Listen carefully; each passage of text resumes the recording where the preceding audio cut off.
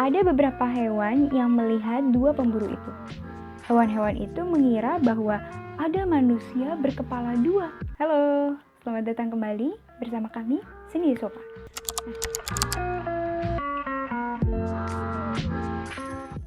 Nah, hari ini ceritanya Salwa tuh mau bacain dongeng.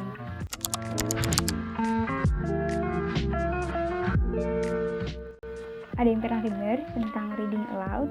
Reading aloud adalah sesi di mana kita membacakan secara lantang setiap cerita ataupun buku, dan itu terserah. Alhasil yang penting adalah dimana Salwa sangat mendukung tentang bagaimana Indonesia harus benar-benar rajin membaca buku seperti itu, dan itu adalah tujuan dari Salwa.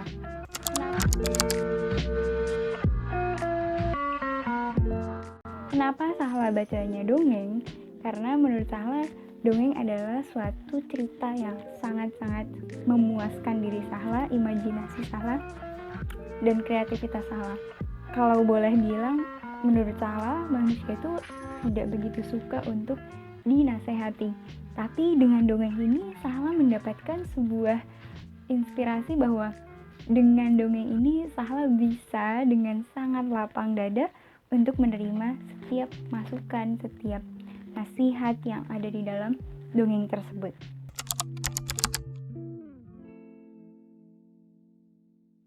Pernah dengar pepatah bahwa dengan berbagi kita akan mendapatkan rezeki? Oke, hari ini Salwa akan membacakan dongeng yang berkaitan dengan pepatah tersebut, asal usul dari pepatah tersebut.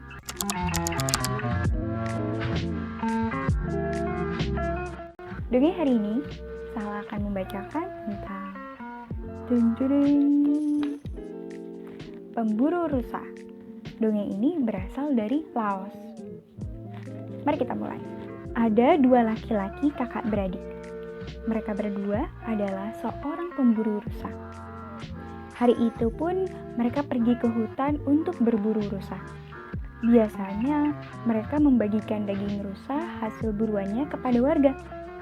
Beruntung, tidak lama setelah sampai di hutan, mereka langsung mendapat sasaran empuk, seekor rusa yang tampak sedang asyik makan. Kedua saudara itu pun mengeluarkan senapan masing-masing. Mereka membidik rusa itu bersama-sama. Namun, saat sedang mengendap-endap, salah satu kaki pemburu tersandung batu. Rusa yang mengetahui hal itu langsung lari menjauh. Kedua pemburu itu terus mengejar rusa, tetapi rusanya sudah lari jauh dari mereka. Hal itu membuat kedua pemburu merasa sangat lelah. Akhirnya, mereka pun memutuskan untuk beristirahat sejenak di bawah pohon. Lebih baik kita tidur dulu sebentar, ucap salah seorang pemburu. Iya, sepertinya kita memang butuh istirahat. Rusa itu telah menguras tenaga kita. Mereka merekatkan kaki mereka. Mereka tidur berhadapan.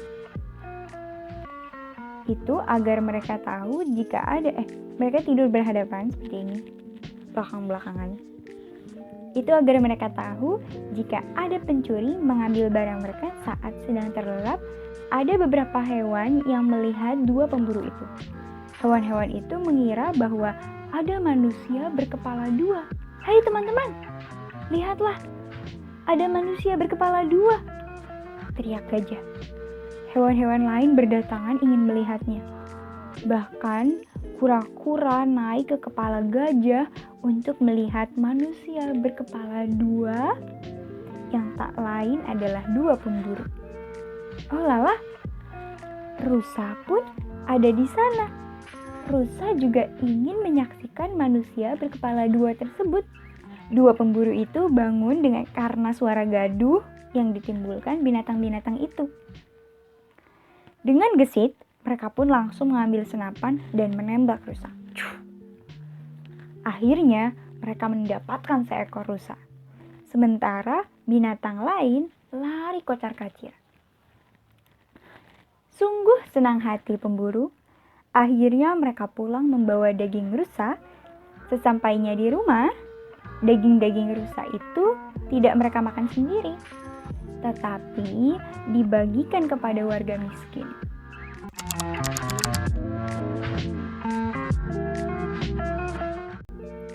Nah, disinilah pesan moral yang ada di dalam dongeng ini, yaitu berbagilah kepada sesama, maka rezeki kita pun akan bertambah.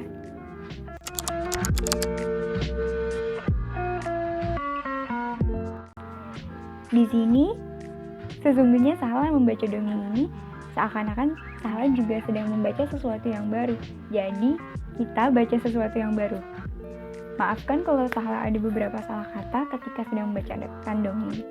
Tapi berbicara tentang berbagi, dan dengan berbagi tersebut akan menambahkan dari rezeki kita, kebahagiaan kita, itu adalah sesuatu yang benar-benar Sahla percaya di dalam kehidupan. Dimana menurut Sahla, ketika kita tidak melakukan suatu bisnis di dalam kehidupan kita, sorry to say, maksudnya adalah di dalam bisnis itu selalu harus ada yang namanya give and take, dimana kalau kita memberi, ya kita harus mengambil juga.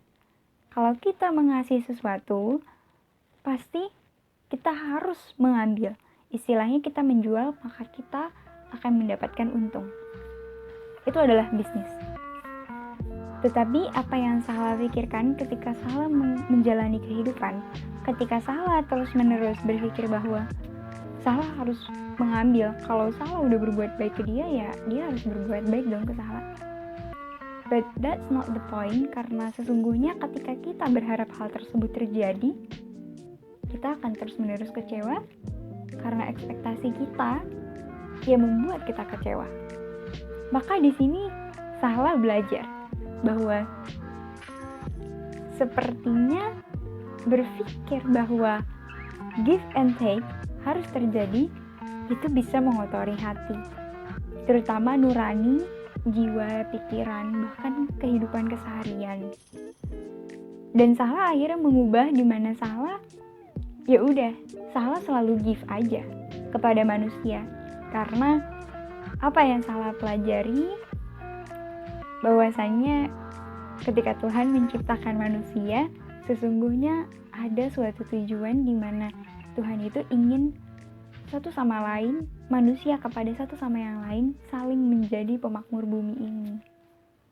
Sehingga ketika kita selalu berpikir bahwa kita harus mendapatkan feedback yang dari dia, itu sesungguhnya akan selalu menyakiti hati nurani tersebut. Karena nurani manusia akan selalu berkata bahwa beri aja, berilah. Ketika kita tidak mendapatkannya dari dia, it's okay, it's fine. Karena kita telah mendapatkan kepuasan dari memberi. Ketika kita memberi, ya sudah, biarkan karma yang baik yang membalas kita. Di situ Sahla banyak belajar gimana. Ya udah, beri aja. Ketika Sahla punya kekuatan, punya waktu, punya kesempatan, Sahla akan berbuat sekeras mungkin, sekuat mungkin, dan sesemangat mungkin. Entah bantuan yang Sahla mampu, dan kalau Sahla tidak mampu, maka Sahla akan berbicara bahwasannya Sahla minta maaf, seperti itu. Maka di sini Sahla akhirnya banyak belajar kalau ketika banyak orang yang bertanya kepada Sahla, kok kamu kayaknya insane gitu, berbuat segala sesuatu seperti ini dengan semangat dan segala macam. Bukan berarti Sahla sombong, akan tetapi Sahla berkata kepada diri Sahla, sesungguhnya aku lagi nggak ngasih semua ini untuk kalian semua, tapi sesungguhnya rasa kebahagiaan itu yang akhirnya akan aku miliki, seperti itu.